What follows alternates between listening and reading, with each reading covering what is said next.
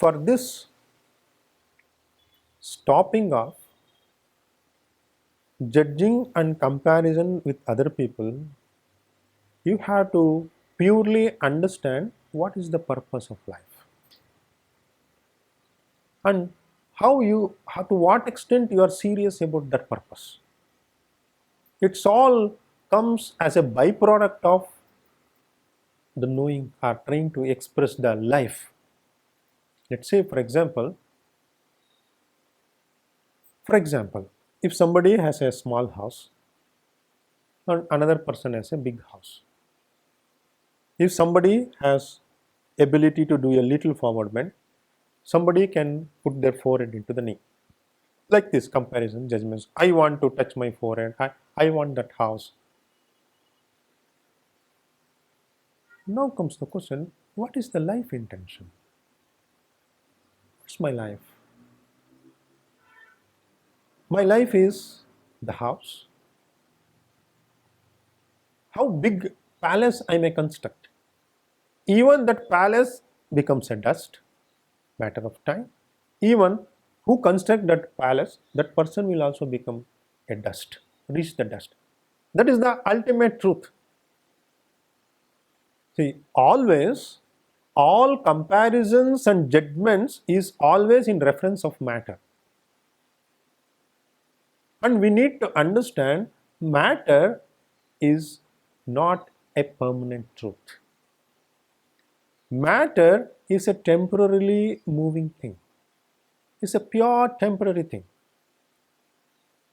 What concept rules now, different concepts may rule at a different moment. It all depends on what is life for you. That understanding. See, for many people, running a restaurant is life. From morning till evening, they just run the restaurant.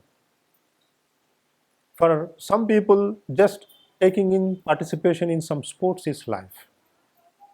A clarity should come. Always the comparisons and judgment comes when there is no clarity about life, because they are drawn by different things. If you have a very clear cut clarity, yes, this is life.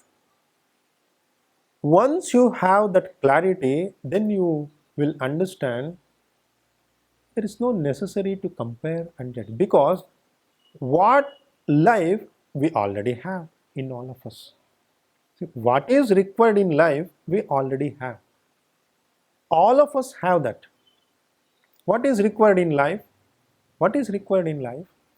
Can anybody answer? What is required in life?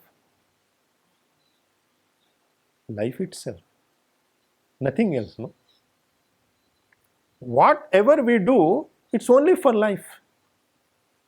That's why a famous saying is there in Sanskrit, which the meaning is, for a dying person, the most important thing is life. You give him anything. You tell him, he's dying, hey, I give you palace. What he will do with the palace? He's dying in 1 minute. You may bring the most delicious food. What he wants? He wants life. That's why life is the most precious thing that we all have. That contentment. I have the most precious thing.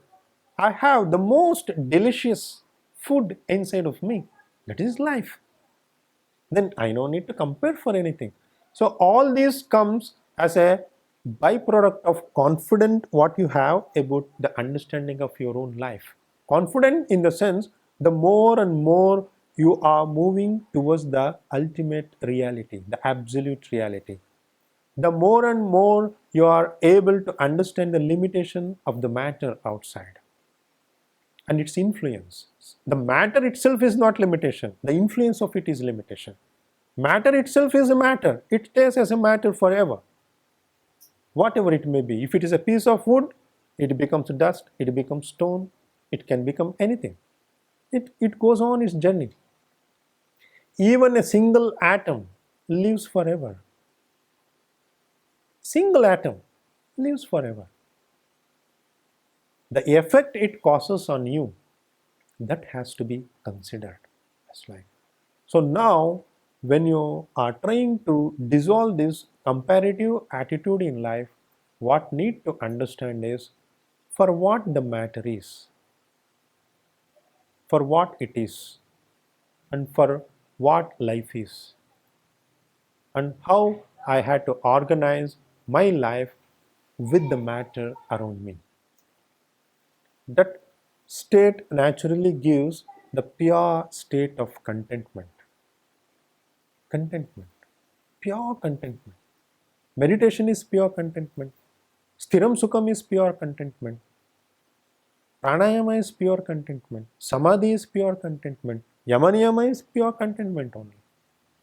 So, everywhere you are expressing the contentment because you have life. Life is nothing but contentment. I have life, it's fine. I am ready to live life unconditionally. No conditions. Just life. Why you need to have some conditionings in life? See, when you understand the science of comparisons and judgments is coming out of conditionings. Somewhere you have heard, somewhere you have learned something is proper, somewhere I had to reach, something is good, something should be like this. It's all mind conditionings what you have within you. Once you understand, yes, every comparisons, every judgments which is arising within me is due to the conditionings what I have within me. So the more and more you are able to dissolve that conditionings, outside world you begin to have less comparisons and judgments. Life should be lived fearless. Who is having no fear, they will not compare and judge. Fearlessness, moment, completeness, presence. That natural state makes you to be a flower in each and every moment. You can look from any angle. Even if you look from the angle of love, pure love, you love everything. You love the incompleteness, you love the completeness, you love the good performance, you love the bad performance, you love the winning team, you love the losing team, you love the born child, you love people who died. You love. When you are pure love, judgments, comparison stops. You love everything. When you love everything, everything is complete. Everything is same. Everything is one. So you look from the angle of love, you look from the angle of fearlessness, you look from the angle of unconditional state of mind expressions. In any angle you take, try to grow out of it. Then you can dissolve the expression of such kinds of limitations.